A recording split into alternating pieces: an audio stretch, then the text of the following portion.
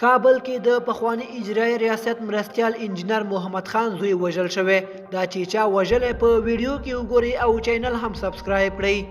د پلازمینې کابل کارتی پروان سیمه کې د افغانستان پخوانی اجرایی ریاست مرستیال انجینر محمد داود خان په کور کې د ډزو په یوه پیښه کې د نوموړي یو زوی یاسر او د هغه ساتونکی وژل شوی او میرمن یې ټپي ده. طالبان وای دا پیښه په کور دننه شوې، خو د افغانستان ملي روغې جوړې پخوانی عالی شورا مشر ډاکټر عبدالله په یو ټویټر پیغام کې ویلي چې د انجینر محمد خان پر کور برید شوی. نوموړي په همدې پیغام کې دا پیښه د یوې محترمې کورنۍ پر خصوصي حریم ناځوان مرده برید بللی او غندنه یې ترې کړې ده.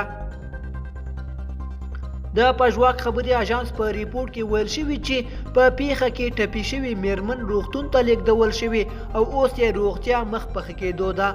دوستانو زموږ د نن ورځې خبر تر همدې ځایه و. تر بیا ښه وخت.